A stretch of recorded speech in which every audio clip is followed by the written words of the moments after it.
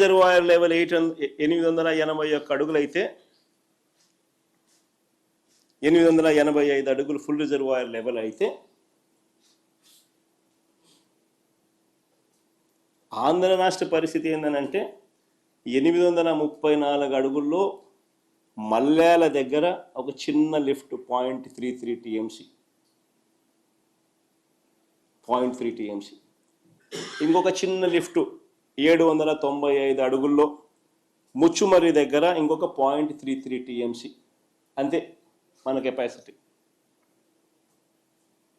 అక్కడ 8 టీఎంసీలు, ఇక్కడ మన కెపాసిటీ 0.6 టీఎంసీ కెపాసిటీ. అది కూడా 834, 795. 834లో 0.3 టీఎంసీ, 795లో 0.33 టీఎంసీ. ఇది మన capacity. Srisailam reservoir level full reservoir level 885. పోతిరెడ్డిపాడులో నుంచి డిజైన్ డిశ్చార్జ్ మేరకు నీళ్లు బయటికి రావాలి అని అంటే 881 అడుగులు ఉండాలి. నేను అడుగుతా ఉన్నా, మరి రోజుకు 8 టీఎంసీలు 777 నుంచి 825 అడుగులకే రోజుకి 8 టీఎంసీలు నీళ్లు శ్రీశైలం నుంచి ఖాళీ అవుతా ఉంటే ఎప్పుడు 881 అడుగులు వస్తుంది? ఎప్పుడు శ్రీశైలం నిండుతుంది? ఎప్పుడు నీళ్ళు వస్తాయి? ఎన్ని రోజులు వస్తాయి?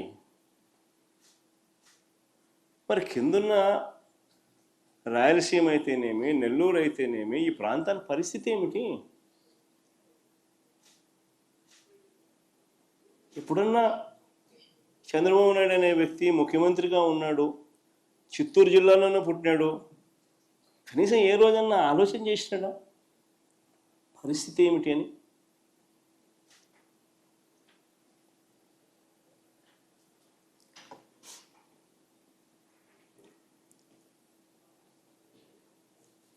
ఇలాంటి విపత్కర పరిస్థితుల మధ్య మా ప్రభుత్వం అధికారంలోకి వచ్చిన తర్వాత 2019లో ఈ పరిస్థితిని చక్కబెట్టడం కోసం అడుగులు పడ్డాయి. అందులో భాగమే రాయలసీమ లిఫ్ట్ ఇరిగేషన్ ప్రాజెక్టు పెట్టాం. 800 అడుగుల్లోనే మనం కూడా 3 టీఎంసీలు నీటిని తీసుకొని వెళ్ళే వెసులుబాటు క్రియేట్ చేసాం.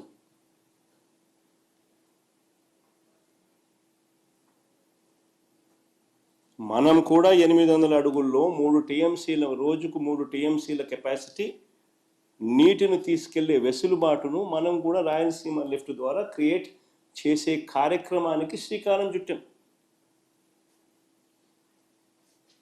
దాదాపుగా 1000 కోట్లు ఖర్చు పెట్టి పనులు కూడా చకచక పనులు కూడా జరిగాయి.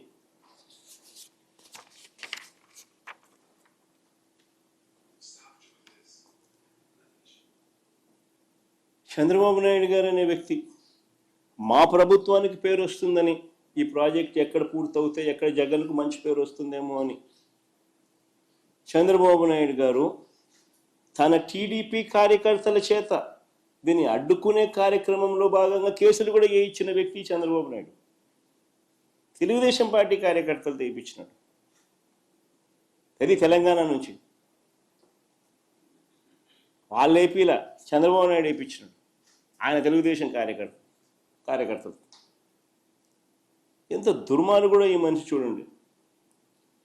అయినా సరే రాయలసీమ, దిగువన నెల్లూరు ఈ రైతులకు మేలు చేయడం కోసం తాగునీటి అవసరాలను దృష్టిలో పెట్టుకొని ప్రాజెక్టును ముందుకు కదిలించాం, ముందుకు కొనసాగించాం.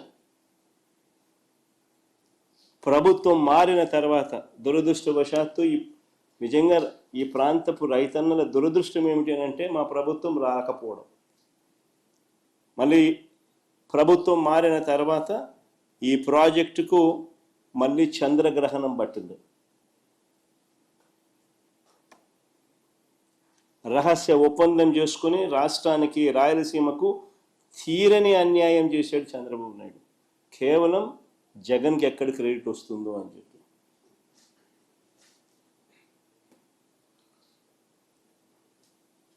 ఎన్జిటి అభ్యంతరాలు, అసలు ఎన్జిటి అభ్యంతరాల తర్వాత ఈఏసీ అని central government expert appraisal committee అని సెంట్రల్ గవర్నమెంట్లో ఎన్వైరన్మెంటల్ ఎక్స్పర్ట్స్ దగ్గర ఎన్వైరన్మెంటల్ కమిటీ మీటింగ్లో ఈఏసీ జరుగుతుంది.